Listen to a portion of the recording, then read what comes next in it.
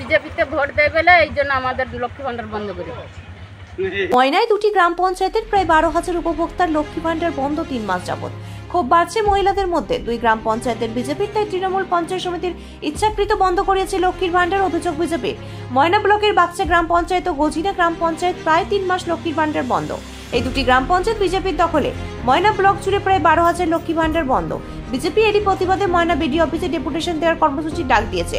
ময়না পঞ্চায়েত সমিতির তৃণমূলের সভাপতি শাহজাহান আলী জানান, দুটি গ্রাম পঞ্চায়েত 3 মাস ও অন্যান্য গ্রাম পঞ্চায়েতের বেশ কিছু লক্ষ্মীর ভান্ডার বন্ধ আছে। ময়নার বিডিও মারফত জেলাশাসক দপ্তরে চিঠি পাঠানো হয়েছে। আশা করা যায় 1 সপ্তাহের মধ্যে সমস্যার সমাধান হয়ে যাবে। অন্যদিকে বাগচার বিজেপির জেলা পরিষদের সদস্য উত্তম সিংহ অভিযোগ করে বলেন, বাগচা ও গজিনা দুটি গ্রাম পঞ্চায়েতে বিজেপির দখল, তাই তৃণমূল পঞ্চায়েত সমিতি ইচ্ছাকৃতভাবেই কাজ করা হয়েছে। শুধুমাত্র দুটি গ্রাম পঞ্চায়েত ছাড়া আরো 9টি গ্রাম পঞ্চায়েতের আরো 3,000 উপভোক্তার লক্ষ্মীর ভান্ডার বন্ধ জানিয়ে মহিলাদের মধ্যে ক্ষোভ বাড়ছে। Bureau report, news hour Bangla.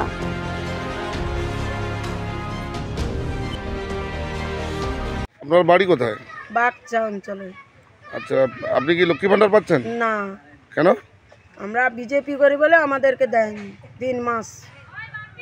আচ্ছা, আপনারা শুধু আপনি পাননি না আর কেউ পায়নি? আমাদের বাগচা অঞ্চলে পাইনি আর গজনা অঞ্চলেও পাইনি। কেন দিচ্ছে না কেন? আমরা বিজেপি করে বলে আমাদেরকে দেয়নি। আপনারা এর কোথাও কি জানিয়েছেন? আমরা অঞ্চলে জানাইছিলি, তারপরে বিডিও অফিসে যাব এরকম সিদ্ধান্ত করছি যে সবাই যাব বিডিও অফিসে গিয়ে আমরা বলবো। কি জন্য এসেছেন? লক্ষ্মী ভান্ডার আসেনি বলে চেক করতে এসেছেন? কতদিন ঢুকেনি? কত মাস ঢুকেনি? 3 মাস। 3 মাস ঢুকেনি। আপনার নাম? সোনালী মিশ্র। বাড়ি? বাড়ি ময়না। বাগচা আনকেন। কতদিন ঢুকেনি? হ্যাঁ 3-4 মাস হয়েছে। অ্যাকাউন্ট চেক করেছেন? হ্যাঁ। টাকা ঢুকেনি? না। আপনার নাম? মমতা করণ মন্ডল। বাড়ি কোথায়? বরুণা। আমরা বিডিও সাহেব যিনি এই ব্যাপারটা দেখভাল করেন ওনার সঙ্গে গিয়ে যোগাযোগ করি। ওনাকে বললাম যে তাহলে সারা ময়না ব্লকের কি লক্ষ্মী ভান্ডার এটা বন্ধ আছে? উনি তখন বললেন না, সারা ময়নার বন্ধ নেই, কেবলমাত্র বাগচা এবং গজিনা অঞ্চলের বন্ধ আছে।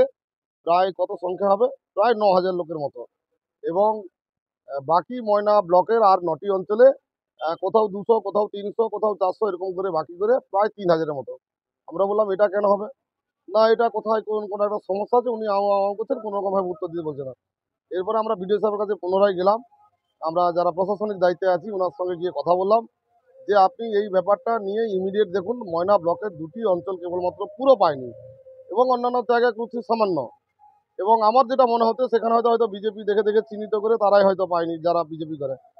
তা আমরা বললাম যে আপনি যদি আজকে আমরা ফার্স্ট আওয়ারে গিয়েছিলাম, আজকে এবং কালকের মধ্যে যদি না দেখেন, পরশুদিন কিন্তু আমরা আপনার অঞ্চল বিডিও অফিস ঘেরাও করব।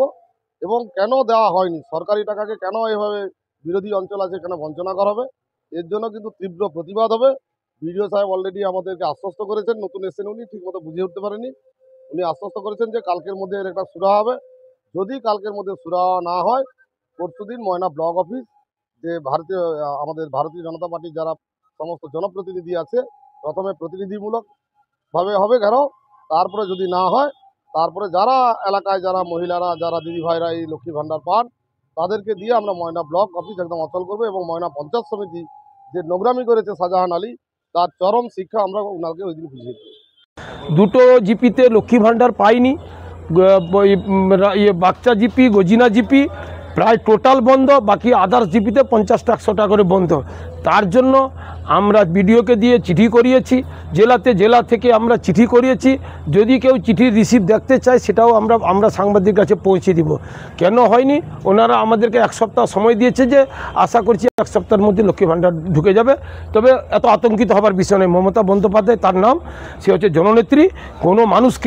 কোনো মানুষকে বঞ্চিত করবেনি। তার নাম হচ্ছে মমতা বন্দ্যোপাধ্যায়, আর তার যুব নেতা হচ্ছে অভিষেক বন্দ্যোপাধ্যায়।